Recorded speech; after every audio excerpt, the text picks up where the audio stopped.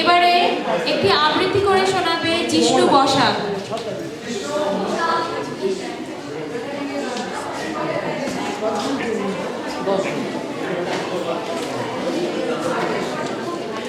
নমস্কার, আমি জিষ্ণু।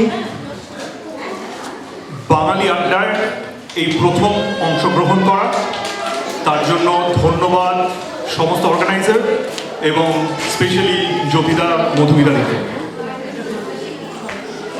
এইরকম একটা আড্ডা বাড়ি থেকে এত দূরে এসে মানে সত্যি অসাধারণ লাগে, কিন্তু নানান রকম আমাদের জীবনে যে প্রবলেমস এসে যায় না জানতেও না চাইতেও হঠাৎ করে, সেগুলি কিন্তু বেশ স্ট্রাইকিং। ঠিক যেমন এই কাশ্মীরের ঘটনাটি অত্যন্ত ডিস্টার্ব, কিন্তু তার সত্ত্বেও পজিটিভ থাকাটাই হয়তো আমাদের কর্তব্য। একটা ছোট্ট কবিতা পরিবেশন করার চেষ্টা করছি, জীবনানন্দ দাশের লেখা। 1954 সালে ভদ্রলোক লিখেছিলেন এই কবিতাটি। আমাদের মনে করায় যে আমাদের প্রত্যেক দিন প্রতিনিয়ত আমরা যে সকালে ঘুম থেকে উঠছি, খাচ্ছি দাচ্ছি, ঘুমিয়ে পড়ছি, আর তার পেছনে নিজের অজান্তেই একটা ভ্যালিউ, মানে মেটেরিয়ালিস্টিক ভ্যালিউ বেসড একটা সোসাইটির মধ্যে আমরা পড়ে যাচ্ছি, আর আসল প্রকৃতিকে ভুলে যাচ্ছি। আর মাঝে মধ্যে যে ঘটনাগুলো ঘটছে, কাশ্মীর বলুন বা আমার আপনার বাড়ির পাশে যে কোনো বিচ্ছিন্ন ঘটনা ধরুন, সেগুলি আবার মাথা চাড়া দিয়ে ওঠে। 1 ঘন্টা ভাবি, আবার ঘুমিয়ে পড়ি। এই কবিতাটি সেই চরম সত্য, সেই আমাদের জীবনের যে প্রধান আসল, সেই আসল গল্পটিকে তুলে ধরেছে। সীতা,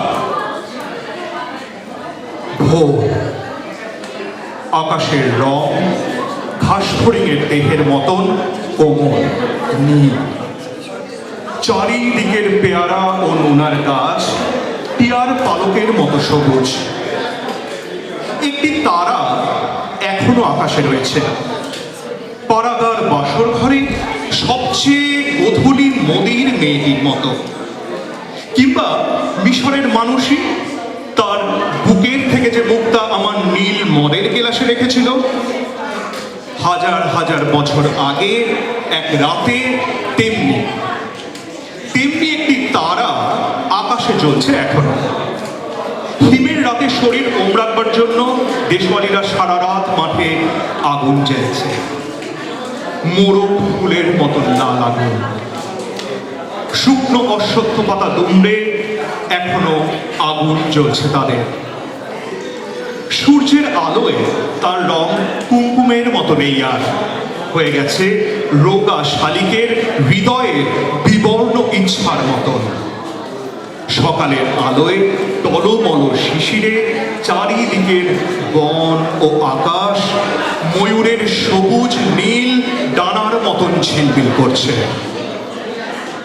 ভোর, সারা রাত চিতাবাহিনীর হাত থেকে নিজেকে বাঁচিয়ে বাঁচিয়ে নক্ষত্রহীন মেহগনির মতো অন্ধকারে সুন্দরীর বন থেকে অর্জুনের বনে ঘুরে ঘুরে সুন্দর বাদামি এই হরিণ এই ভোরের জন্য অপেক্ষা করছিল। এসেছে সে ভোরের আলোয় নেমে, কচি বাতাবি লেবুর মতন সবুজ সুগন্ধি ঘাস ছিঁড়ে ছিঁড়ে খাচ্ছে। নদীর তীক্ষ্ণ শীতল ঢেউয়ে সে নামল, ঘুমহীন ক্লান্ত বিহ্বল শরীরটাকে স্রোতের মতন একটা আবেগ দেবার জন্য। অন্ধকারের হিমকুঞ্চিত জরায়ু ছিঁড়ে ভোরের রৌদ্রের মতো একটা বিস্তীর্ণ উল্লাস পাবার জন্য। এই নীল আকাশের নিচে সূর্যের সোনার বর্ষার মতো জেগে উঠে সাহসে সাধে সৌন্দর্যে হরিণীর পর হরিণীকে চমক লাগিয়ে দেবার জন্য। একটা অদ্ভুত শব্দ, নদীর জল মচকা ফুলের পাপড়ির মতন লাল।